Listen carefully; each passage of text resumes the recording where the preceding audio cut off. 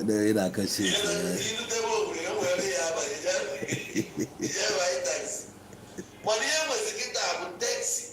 Taxi. Moto eji agwụ ya na-adị ọfụ. Ị ga na-asị ya steeti unyi ahụ emetụkwa ya na road.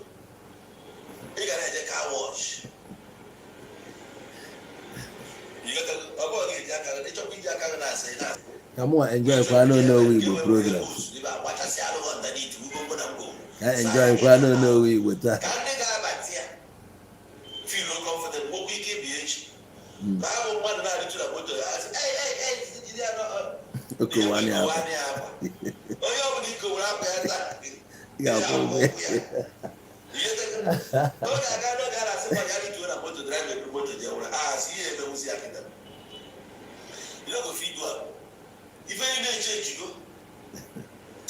As one never said. Okay, we send one cab. We buy a cab. You say buy cop. He called the cop on me. And cops came to my house. All my fellow cops. You might see for the Gamma. So they are the competition, the fierce. The gap I was much now. Business or survival goes beyond Nigeria now. Yeah. Nigeria will be a small village. You are not seeing myself, bothering myself, talking about geographical LMD. What I can get now, Nigeria was in my pocket. If you can see, before that Nigeria is in the pocket. And there is you. And I get this program. So now to eluch and even na this very program. If I'm Kulebama, I believe in no truth. Even though I pass message in a comic way. But not God. So I'm born in Abiakita. This on your line, Ruruchia.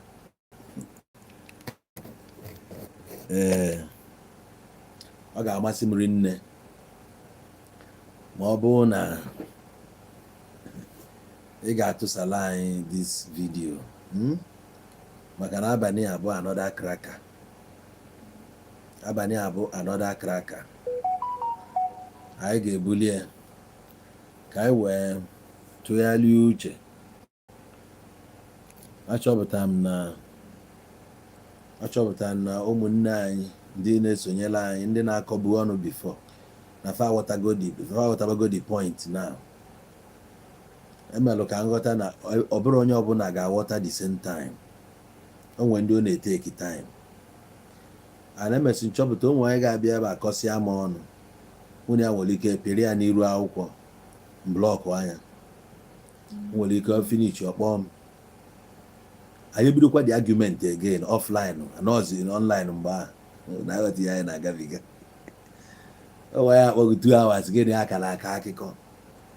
Ọ na-ekwu eju na-akọwalị ya n'ebe standing nke nwa bụ ebe standing. We can argue it out maturely.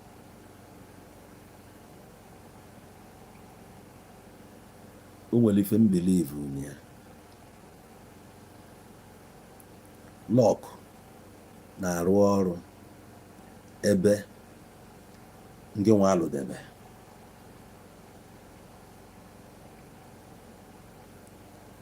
Eje na ka m were one company na Nigeria, Sheraton.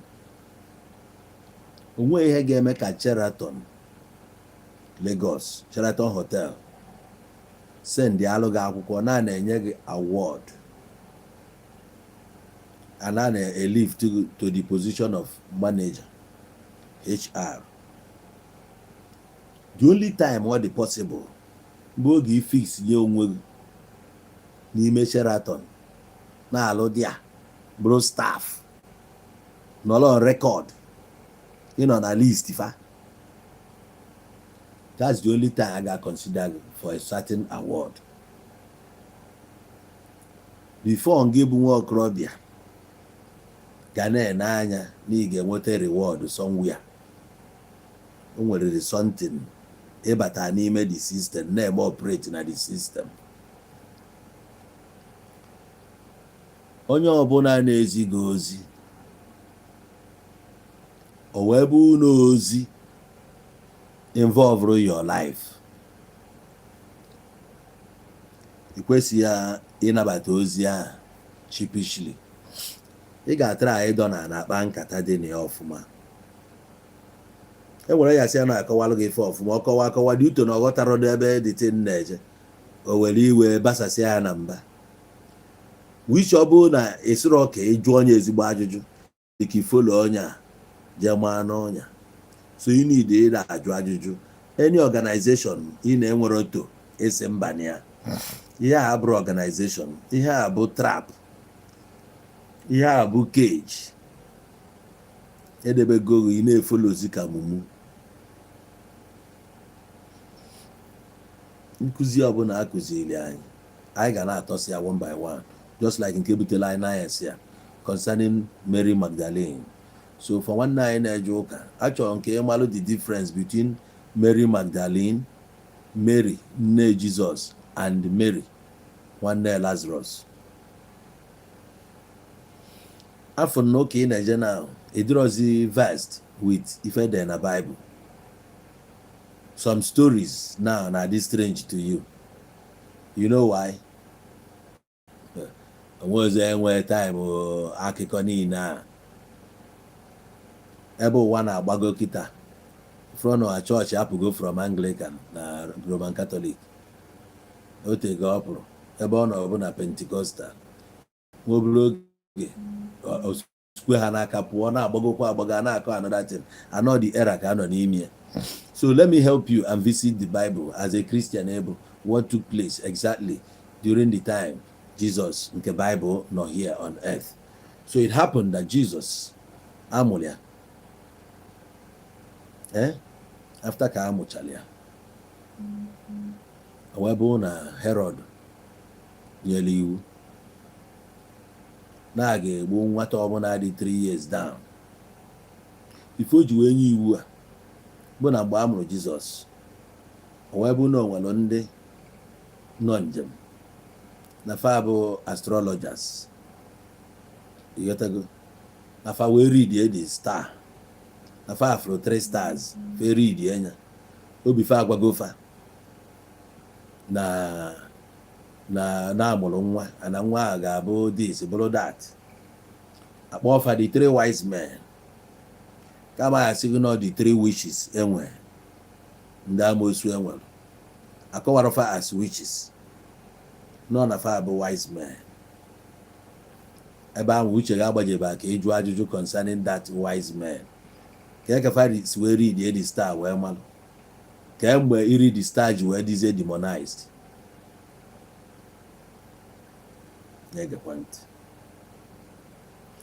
Na abụgo Jizọs the 3 wise men afịa wee pụta wee gwa Herod na fa na-eje ka fa jee kpọọ isi naanị na ọ bụ na fa jesizie na Herod asịfa na fa jebe na ọ bụ na fa jesi fa nachiyata fa bịa kọwalị ya ka ya nwasokwu jee kpọọ isi anyị for eze nwa amụrụ onye kingdom ya ga-eme nke a mee nke ọzọ na ndị ochie. So ndị the 3 wise men ejezie nyesịa Jizọs gift finish esi ebe a jewalụfa naturals. Herod n'ezie anya onwere news o nweta wee nye command wee sị na nwa ọbụla dị 3 years dance igbu onye. So after ka onye dị iwu ndị a wee si oke na fa ya akpọrọ Jizọs wa akpọrọ Jizọs ebe akpọzi wee na abụzia na Egypt, the same place ndị Israel na some years ago fa si Pharaoh let my people go. The same place ka akpọkwa onye nzọpụta nwa wee jebe iya iyo ya ka anyị si na akụkọ niile akọrọ ebe a bụ iya iyo wee duru Jizọs wee jebezie di ya. And Jesus supposedly be a black man because na Israel aha na-ekwu geographical whatever ma akụkọ ọbụla akọ concerning them bụ a certain place ama ama nọ n'ụwa makwa n'ebe fa nọ malụ ndị akpọrọ that Israel then ka kolofadi. So even in about the land of the blacks, I went to Jesus wee naba Egypt. And in Egypt, ọ nọzi ebe ahụ until the Herod anwụrụ. Oge Herod nke ahụ Herod ọzọ etekikwa over. So nọzi ya ka Jesus ji wee nata. Daalụ. Jizọs wee nachighatazie enwe mgbe eme sensus n'obodo fa ọ bịa befa mgbe eme sensus fa wee jee Jerusalem wee jesịa wee ruo mgbe nwa a na-ana o wee na-esokutazi famili ya achọbazie ya chọta ya na n'ụlọ ukwu na tempụl ebe ọ nọ with the scribes na ndị otu ya wee na-ajụfa ajụjụ ha dị amazed etu obere nwa si wee malive ede na akwụkwọ a maọkwa n'iwu nke nna ya bụ Jehova. Now akọsi akụkọ ahụ, that was when he was 12. After then afọzi Jizọs anya again until luzie 30 years. Ọ pụtara na apụtazi na 30 years bụ afụghị ya n'ụlọ nkwụ, afụ ya ebe a na-eme pati, afụrụ ya ebe a na-eme pati gịnị ka akọrọ dị ya? O nwee otu ihe akọrọ na dị agbamnkwụ eme mention ma ọ bụ agbamnkwụ ma emere gị ya ma ihe a niile. O nwee akụkọ akọrọ na onye a bụ MC, na onye a bụ chairman of the day, ife a bụ color of the day, mee ka esi wenye gift na mmemme menụ nothing. The only thing a na-akọ ebe aṅụkwa mmanya na aṅụrọ, ego mmanya na egoro ka anyị wee nwee ike gbalụ ma ọ bụ Jizọs nke a ọ bụ Jizọs nke a nachighata ka nke ọ bụ tewu ka tewu ọgachi Jizọs nke a chighatara ahụ ọ na-aghọta ya na ọkụzi na Buhari nwụrụ anwụ ọkụ irukwu Buhari nwụrụ 2017. o wee na-adị ka ọ bụ Jizọs ahụ hapụdebere since ka a na-ekwu okwu ya. ifu na Jizọs a na-agba gị ụbọ onye ọcha na ọ bụrụ nke izizi na nke izizi ya abụdarị afọ ya echi ebugharịrị afọ si ị na-egbukwa onwe gị na-eme Jizọs ịgbakwa aka aba tewu original Jizọs ka na ụmụ nwaanyị nwe akụkọ nke ekwechighị azụ ọkụ na-eri ya n'ukwu jonki ịwa n'iwe ka eji wee gbuo ya. Edela ya fụ na nke a bụ tewu na-achọ ntu kpọtọ dịka ya abụọ Jizọs a. Ọ bụrụ na Jizọs ya na describes nwanne Farisi na-ebuli ya, ọ bụghị ya ka tewu chighata. Onye ọbụla kpọrọ onwe Kristian weda ma bishọp ma ya si ya na mụ na ebe a na nzi ya ọkọwata n'ihe ebe Jizọs nọ kemgbe ọ dị 12 years ya ruo mgbe ọ dị 30 years. Bishọp ọbụla kọwarịa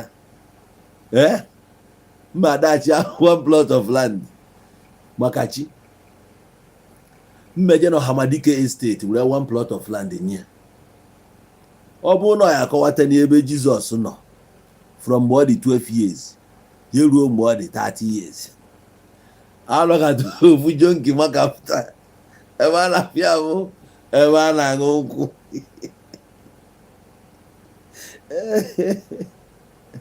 ejiri agbamnkwụ ndị mmadụ jiri na-etukwa ego chechi oturo ebe ahịa niile dị m nkwụ razie na onye bịara ya na ihe izi mmụ ya jiri egwe ya na nkwụ adịkwa anwa tewu n'egodo okwu izi nwa nne mmadụ na-agwa nwa ya ka ịghọta ụdị onye nke a ọ dị ka o jire jee ngụgide ahịa otu a mmadụ na-esi ebe a jee ọrụ oyibo a na-elezi anya ka onye nwe ya na nne nọ abroad, onye nwe ara anata na-eme ka afa this guy ha nka nnukwu God na-ene otu aha nza nnukwu dị enwe na-asị egbe belu go belu ma nke si n'ibia ma mbe let him fucking show him ebe ọ ga-ebe dị mmadụ ahụ ihe chighatara weziri ihe megide John the Baptist asị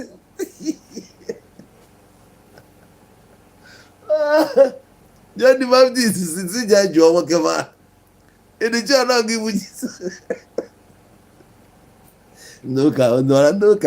n'ụka a na-ajụ ajụjụ sisi ya bụ ihe na-ewe m. Ndị ụka ahụ ajụ ajụjụ, o nwere akụkọ ahịa ka ọlụ eju ajụjụ ọfụma. Ehu John the Baptist, dibịa na-arụ ọrụ mmiri, maka ihe ọ na-arụ. Onye abụ onye ọbara tụle, ha nwa bụ ndị na-achụ àjà na mmiri. Ọ na-ajụ ọsịsị jee jụọ nwoke ma erishi ọnọ nga bụ onye a na-ekwu okwu ya ka o nwere onye ọzọ. Ọ si ya asịsị ya okwuru n'ọmụnwa gbọrọ ọmụnwa. Ọsị asị jee ekwu ya ihe afro na onye kpuru isi na-eme ihe ọla afụ ụzọ ya okwu ndị jonki onye kpuru isi a na-eme ka afụ ụzọ, ndị nke a na-eme ka ha gaa ije, ndị nke a na-eme ife abụrụ ife ajọ. Oga, what is your identity? Everybody get identity. I say everybody get identity. Identify yourself. Oh. Identify yourself. Identity. Everybody get identity. I say everybody get identity. Identify yourself. Oh.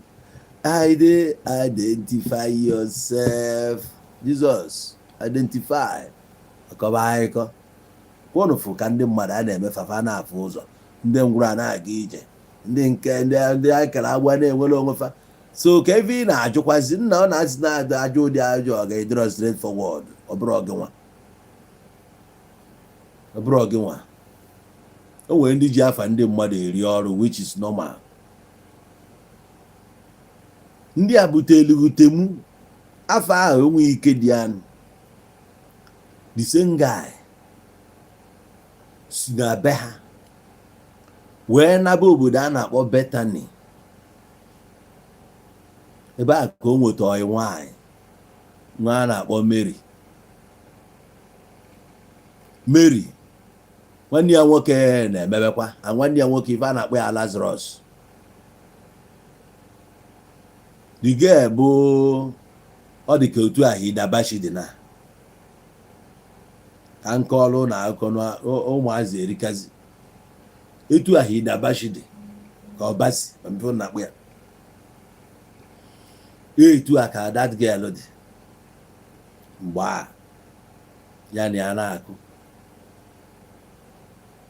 Emesịa ya na omitikwe one girl from Magdalen. That girl from Magdalen, afia bụ Mary.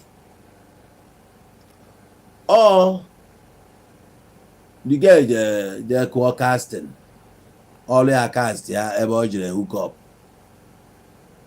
Kama a ga-ebuso bịa men agada ọ bụkwa nọ asa Jizọs. Fanwe filo nna na nwa anụnwa na-aga, in fact na onye isi ga-anụ ya. Ewe kpọrọ ya kpojeri ya di ya ka ihe okwu ka ejili o wite onye a irube ọrụ na ọzịba na vaya kụpụrụ ya si kụpụrụ ya mesịa ka ya wee nwa triti fọkọp ya onye mazi na nwebara ka o si mehie bifọ ngwa ya buru ụzọ tụọ okwute ebe ọ bụ na iwu be anyị kwuru emesị tụọ okwute ngwa ọ bụrụ na o nwebeghị ihe ọjọọ eme bifọ tụọ okwute. Mana o nwere ife bụ condemn ife onye ame a na-ene gị anya ka eji kpọta ya. Condemn the act. You know, condemn the act. Finally gịnị mee? Gị na the girl megide kụgide kwuruo to the final day enwụ. So onwe onye jụrụ onwe ya kedu onye Mary ya bụ to Jizọs? Onye ka ọ bụ? Nwoke na nwaanyị ọ na-ayị onye nkịtị? Ka ezi purpose Mary na-asavụ na ndụ onye bịara ịzọpụta ụwa. Ịnọkwa n'enu ya mata bụkwa nwanne Mary, nwanne Lazarus akaghị dịkwa ebe dị ga nọ. Van na-agwa bụ a fact. ọ bụrụ fact mbọsị ọ bụla iprove nke na ime prove kwele gị ma na fact because onwe any reason mata ga-eji wee na surface na dị okwu the main character ebe a bụ Mary so ka ihe mata ji apụta ekwukwa asị gị Mary nwanne mata ebe Mary na mata na-ejere ya ozi kedu ozi ba na-eje kedu ihe Jizọs nidiri ndị a na-ejere ya ozi ya ebe o nwere 12 ofu onye nwelu 12 o nwere dipatịmentị ọzọ fọrọ ndị na-anakọ revenue onye isi fa na ebe ahụ Matthew tax collector iksedo ruru ọrụ o nwere ndị nke na-anakọ na mmiri Peter bụ onye mmiri ngwa mana ejibe side ya Marine Kingdom Peter ka a chiri ki marina ya jide keke onye ori a Nathaniel very huge ka criminal ka dịka ya bụ DSS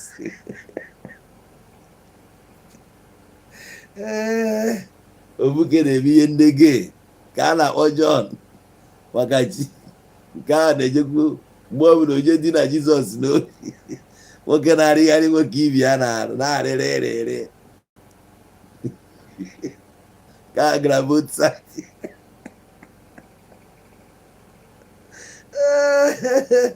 nke a gara both sides nwanne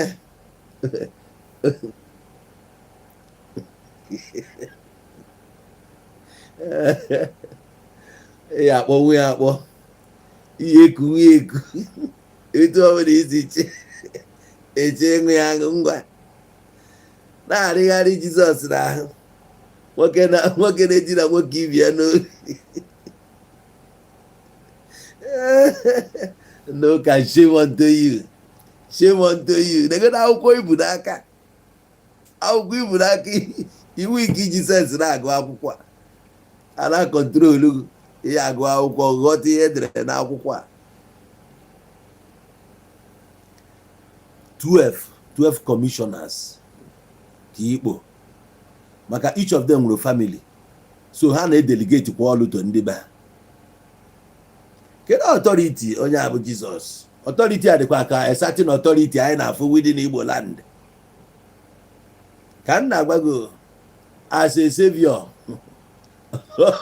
ọ bụ a savior getago o delegate zi ọrụ nyanwa jizi ọrụ nwee commissioners every aspect vanọsia asị na savior nended in which way mgbe ọbụla erighị nke a ṅụọ mmanya onye ọkụkụ supper ahụ last supper ahụ that guy is the last supper kedu ka o si ya bụ last supper ọ bụ na ị na-eribu supper ị ga-eri last supper ihe eji kpọọ ya last supper bụ na ọ dị last supper o richara before ya ma ọ bụ ma supper ọ na-eri supper ọ na-eri supper steady ọ na-eri ndị a na-akọtara ya ego a sị gị na o jere Jerusalem mgbe o jere Jerusalem ebee ka o jere kedu ihe o jere eme na Jerusalem ebee ka ọ nụrụ wụọ ya na Jerusalem na ọgbọ exchange ebe a na-eme breed change ka o jere ka o jee tackle the place ndị a dị ka heist ka abịa gbakọ ọnya iruo na Jerusalem temple o nwere ihe a na-ada eme dị ya a na-ele ewu ma ọkụkọ ma atụrụ ma ihe niile dị iche iche ebe anwa mana ebe ijebe bụ ebe ndị money changers na-anọ kedu ihe money changer nwere to do with commodities item a na-ele ebe onye bịa ebe ịchụ aja ife onidi bụ owele ego na-abịa o jegide rute n'ụlọ ụka ebe a na temple a temple mgbe ha bụ ụlọ ụka sef o ruo ebe a ọ bụla efi ka ọ chọọ ogolo efi di a wee bịa ọfa egbuo ya di a prepare kwa anyị onye ọbụla ata mana ihe ọbụla iyi ego ọ dị di ya ọ bụzia na nke ndị na-eme breed change ebia nye ewure equivalent je ego ibe ego ebe a ka ijire je takụlọ ọ ga heist konoje story onye ọcha dere nwochira cheki like this na that story ọfụma.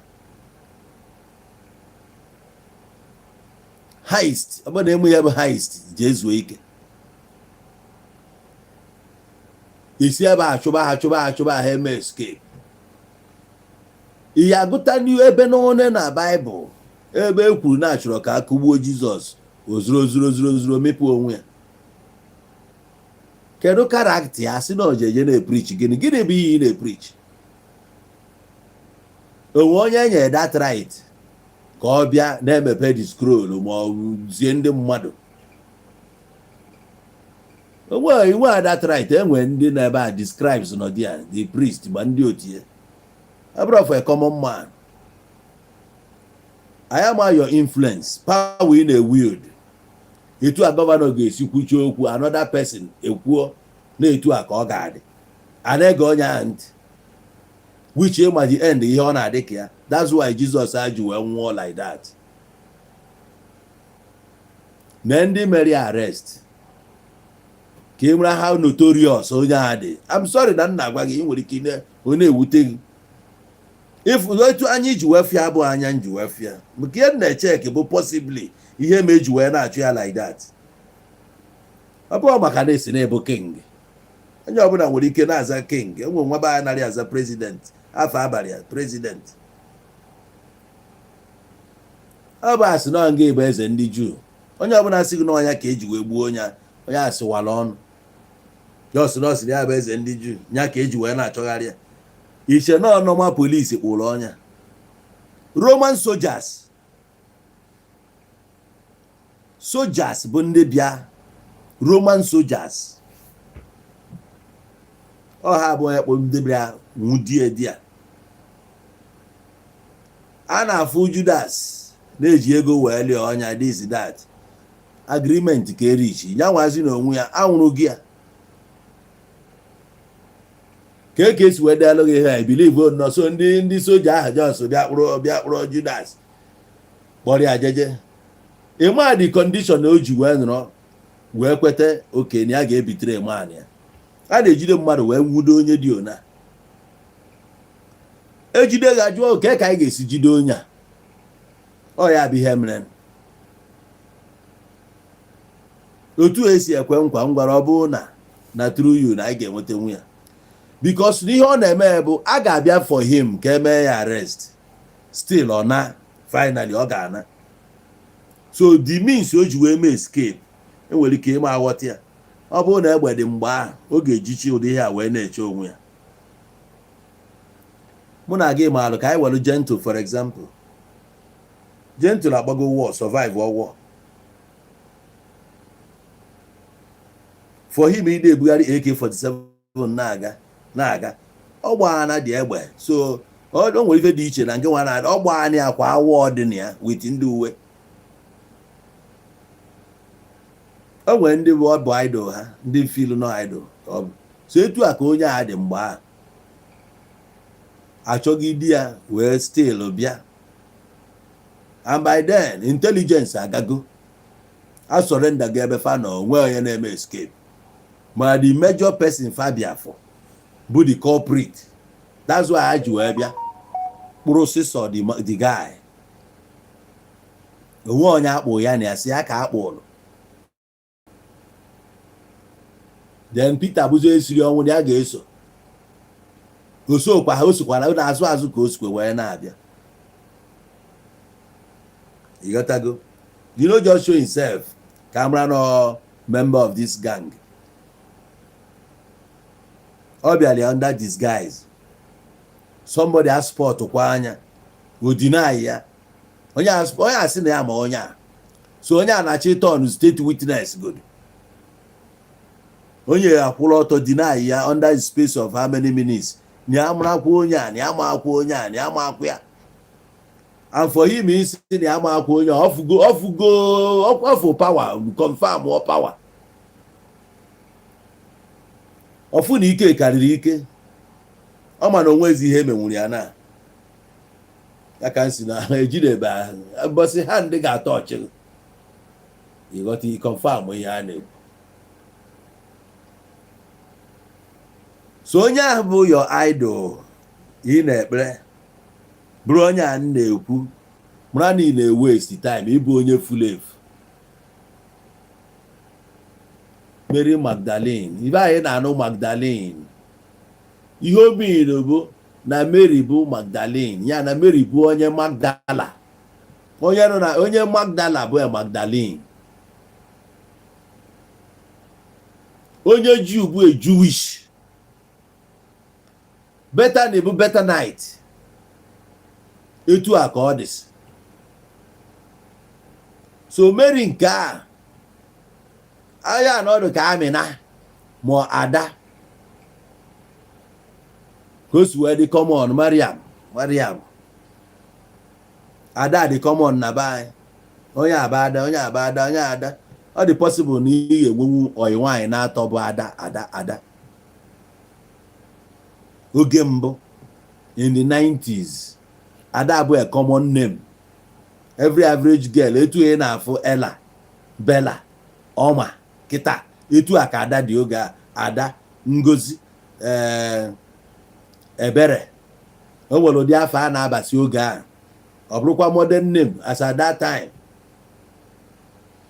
Kịta onwezi na onye na-amụta nwa na-asị dị a na-eje bịa ọbịa n'uju nne ya ya eyide ntị wee na ya na-achọ ịkọ so the girl mgbe a Mary from obodo a na-akpọ Magdala ọya nwaanyị complete.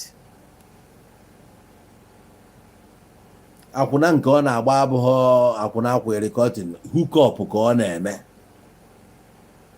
amụ ya ma abụ mmadụ elugo nọ a prostitute enweghị ọzọ anyị agwa gị ọ na-abụ prostitute onwe ebe ọ kwere cotton onwere ebe ọ kwere cotton ọ hook up ka ọ na-eme.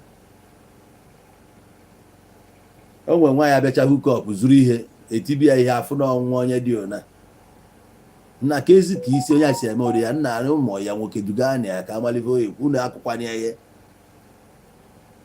akpụgazi ya dị ya nekwa casting men na asụ no ya wa nya anugo waban na na-asị ka ezi etu ọsị unu wabana ọ gị chọrọ ịkụ ya ihe ọ gị nwa ya akụ ya gbọọ nna ọ gị chọrọ ịkụ ya ihe onye ọbụla esere aka ya onye ọbụla ebisa ndị mmadụ ahụ nwere ihe ọ na-emekarịcha a na-akọlụ gị bụ wee pụta wee mee onye kpuru isi ọfụ ụzọ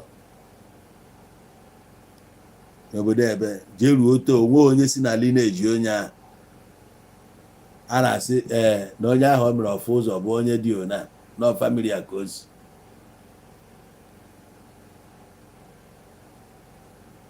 Onye kpuru isi ọ na-eme ka ọ fụ ụzọ ime ka onye kpuru isi fụ ụzọ can come in different ways.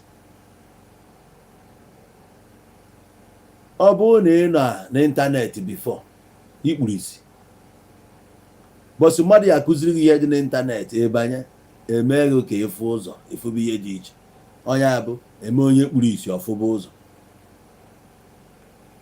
Onye ngwụrọ mechara gaa ije bụ from your lowly state ị nwere ọnụ ị nwere contact ewelite gị ịmata people because ya matala bụ who do you know.